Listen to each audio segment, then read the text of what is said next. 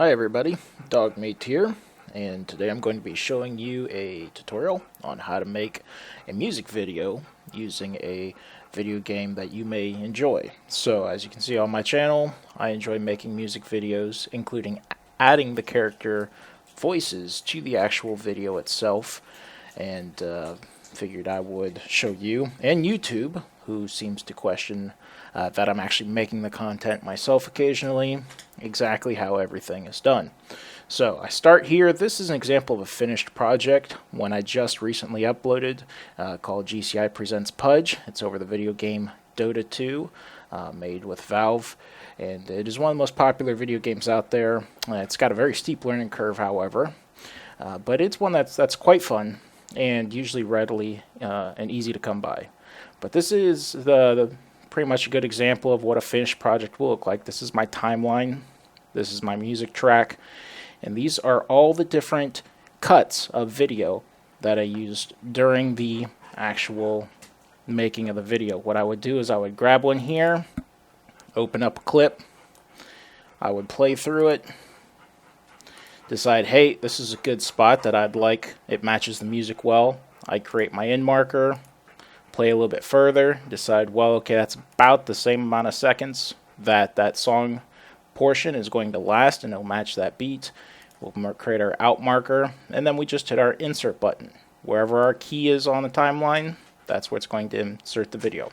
So we'll get back into this program a little bit later on in the series as we create a brand new music video from scratch.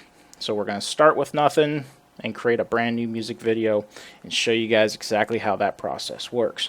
So first of all, the programs I use Fraps. It helps record the actual screen that you're seeing here, as well it has the option to do the sound. For music, I use Acid Music Studio. Now luckily I belong to a garage band and I have a pretty good supply of original music created by us that we are using for YouTube.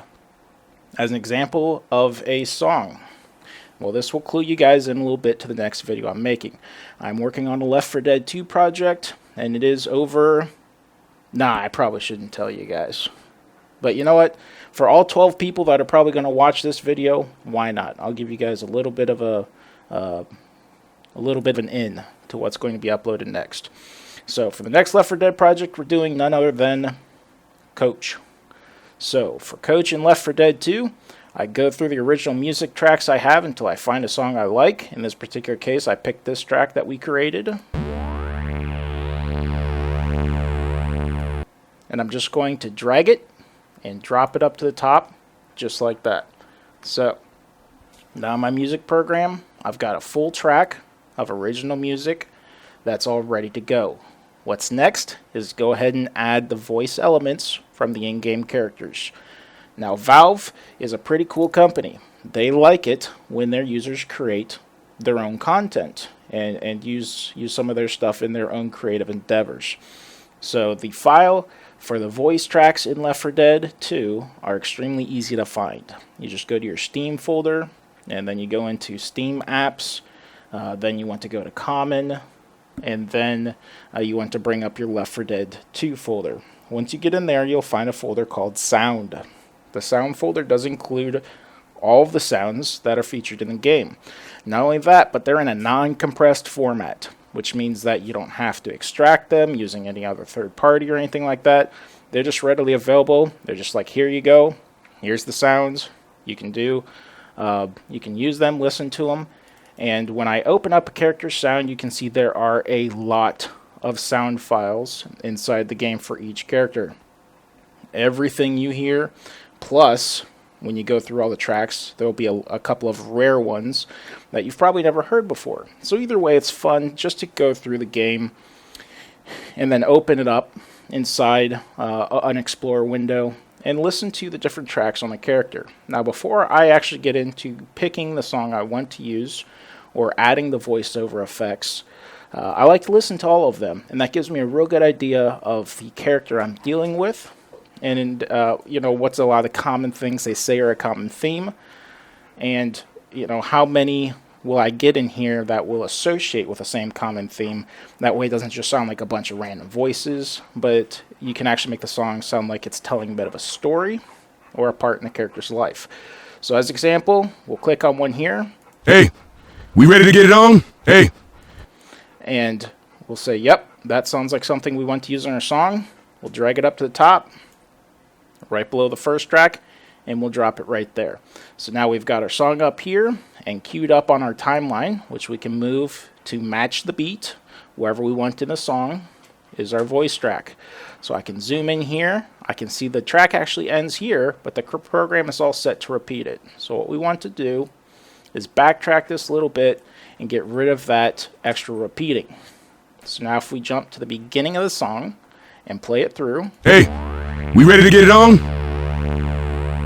You see that now we have a little bit of a nice intro.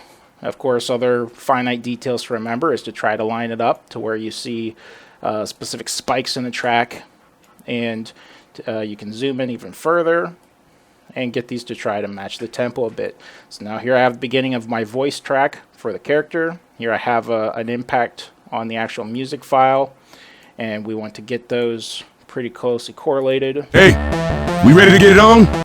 And so when you hear that jump in the music, you're also going to hear the character voices start at that point. So an example of a complete track. Here is the complete Left 4 Dead track that I've made for Coach. If I zoom out, yeah, you can see that this generally takes a lot of work.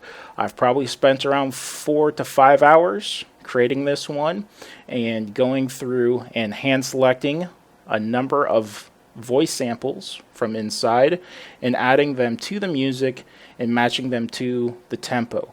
Other cool things you can do is you can change the pitch. So if the pitch in the song goes up, if all of a sudden the notes in the song get significantly higher, you can up the pitch of the voice and get those to match that. And if the song drops to a deep note, you can drop the pitch down, and so the voice that plays back is going to be a bit deeper. In addition to that, a lot of times I will actually stretch the sample, which means that I will either increase the tempo at which the character says it, or I can slow it down to get a different effect. So to give you guys a little bit of an example of or a little bit of a preview, I should say, of the finished Left 4 Dead 2 song, we'll go ahead and zoom in a little bit here. We'll click on our timeline, and we'll give it a couple seconds of play. Dollars to donuts, cola nuts. Alright, so if you want to hear the rest of the song, you'll have to actually check out the video once we've completed uploading it.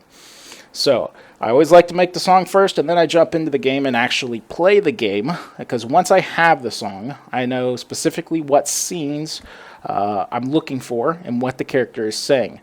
In this particular case, I know this guy's talking about cola and nuts, so I want to get in the game, and I want to get some shots of some cola and nuts. In the second video of our tutorial, I'll actually jump in with commentary as I'm playing the game and explain to you guys how I'm looking for basically the footage I want to get in the game, and why I select certain scenes. And a lot of times you'll see that I'll specifically try to set a few of them up that would be more difficult to get. It's not so much I just record a bunch of game footage and try to throw it in there. A lot of times I'll do very silly things that has got me banned from a couple servers before, such as shooting witches at point blank with a pistol, and then they turn around and tear me up, kind of like I do in the Francis Left 4 Dead video.